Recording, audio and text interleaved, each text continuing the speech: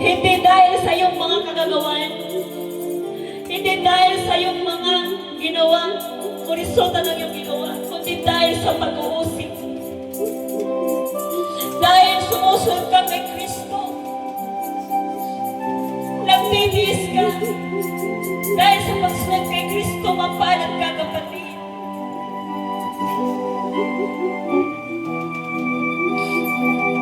Kaya magpakatatag. Magpakatatag. Magpakatatag. Panghawakan mo ang pangako niya. Panghawakan mo ang pangako niya. Panghawakan mo ang pangako niya. Na ako'y muling babalik at kayo'y kukunin at isasama. Kung saan ako naroon, doon ay wala ng pagluha, wala ng hirap, wala ng sakit, wala ng pagod,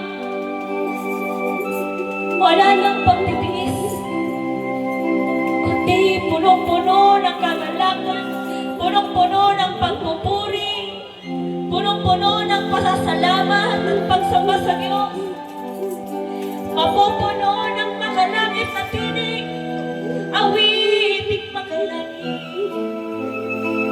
tugtuging makalangit.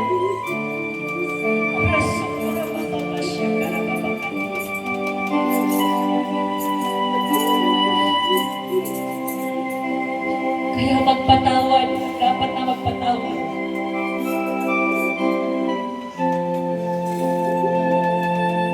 Sapagkat si Kristo, lahat na ng pagdurusa, lahat ng kasamaan ginawa sa Kanya.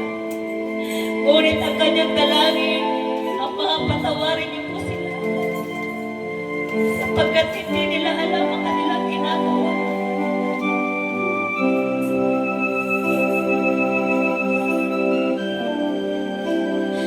Kapatid, kung nakikinig ka man din, kung narinig mo ang tinig na ito, lumapit ka sa Panginoon. Pagsisihan mo talikuran ng iyong mga kasalanan. Handa ka niyang patawarin sa lahat ng iyan. Kahit si itim o si kulakayhan ng dugo. Kaya niya yung paputiin ng gaya ng isang mula. Kapatid, tanggapin mo si Kristo. Tanggapin mo si Kristo. Ialay mo